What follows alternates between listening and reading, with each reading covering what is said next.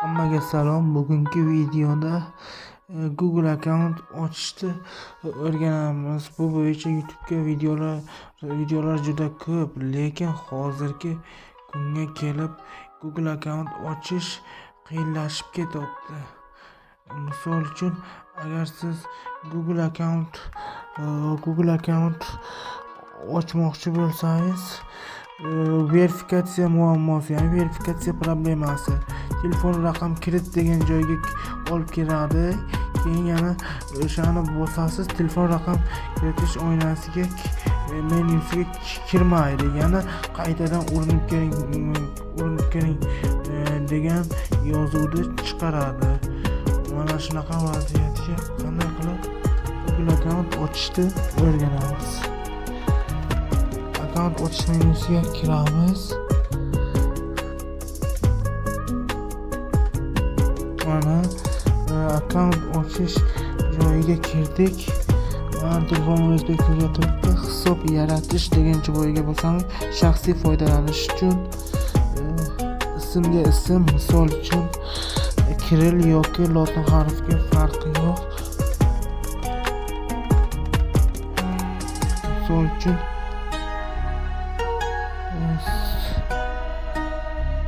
Misol uchun ismga biron ism yozamiz.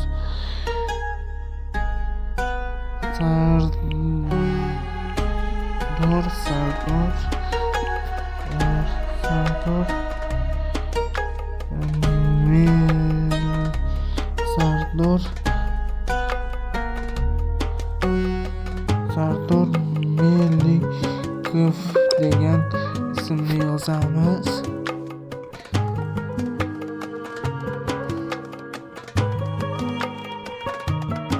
Keyin tug'ilgan yilni yozamiz. Yil 1988. Keyin oyga shu fevral oyini kiritamiz. Keyin hamma o'zini tug'ilgan yilini kiritadi, farqi yo'q, xohlagan ma'lumotni kiritadi. 22 fevral qilamiz. Jinsga ayol, erkak yoki tanlamaganini yozish mumkin. Uchun erkak degan jinsni tanlaymiz. Keyin 3 ta variant chiqish kerak edi.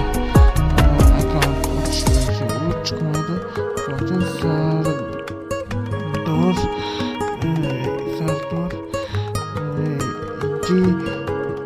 olishni belgilab olamiz. Bu ham bo'lmar ekan.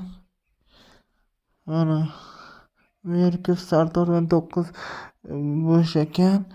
Mana shuni belgilaymiz.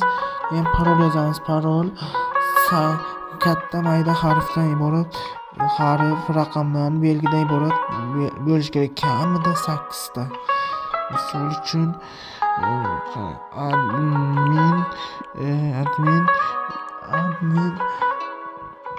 admin V7766 Rash parol yozmagandan keyin verifikatsiya muammosiga duch keladi. Mana verifikatsiya, telefon raqam so'ramasligi ham mumkin, so'rashi ham kerak. Telefon raqam mana shunaqa vaziyatga verifikatsiya muammosiga duch keladigan bo'lsa, misol uchun verifikatsiya muammosiga duch keldi. Mana shu vaziyatga VPN ishlatamiz. Xohlagan VPN bo'laveradi. Bepul VPNdan Proton VPN yaxshiroq. Misol uchun VPN yoqaman. Endi ko'ramiz qani nima chiqaradi. Parolni yozamiz. Admin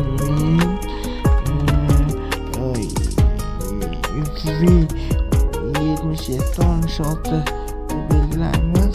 Ammo xohlagan parolni belgilash mumkin. Mana o'sha verifikatsiya bo'lmaydi. Verifikatsiya so'ramaydi. VPN yo'q ko'rsak, akkauntni yaratamiz.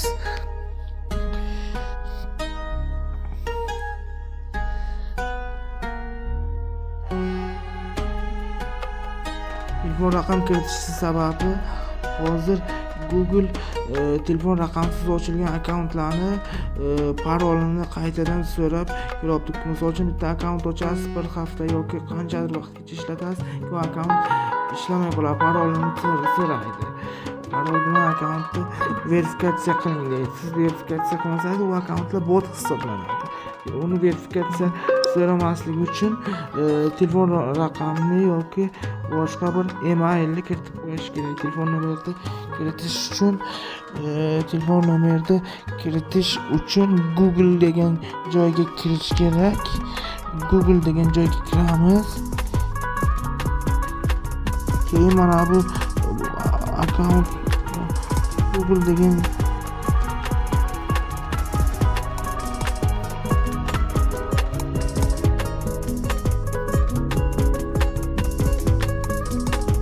Google'ga kirib shu akkaunt do'stiga bosamiz, hisob degan joyga kiramiz.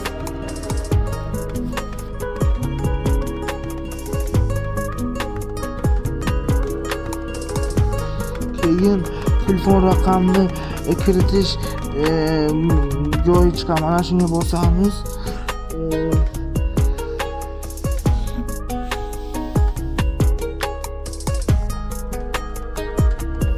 Internet ozgina sekin edi. Shaxsingizni tasdiqlang deydi.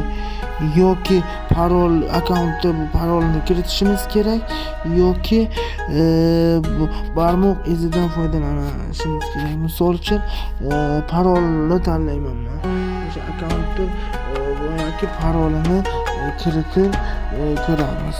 Misol uchun admin keyin joy qoldirgan 7716. Mana shu akkauntda parolni kiritib keyin akkauntda parolni kiritganimizdan keyin mana akkauntda parolni kiritganimizdan keyin telefon raqam kiriting degan joy bor. Mana shu yerga telefon raqam kiritib keyin saqlashni bosamiz. Keyin shu bilan tamom. Agar mana birinchisi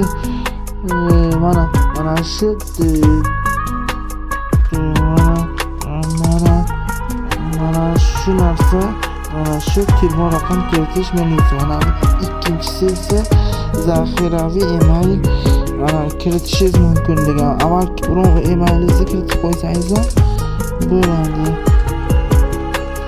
Mana shu birinchisi telefon raqamini, ikkinchisiga mobil telefon raqamini kiriting degan joyga bosasiz.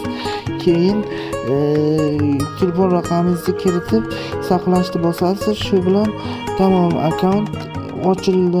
Akkauntingizga keyin boshqa parol so'ramaydi. Verifikatsiya bo'lmaydi akkaunt ochilgandan keyin. Parol so'rab qolmaydi. Video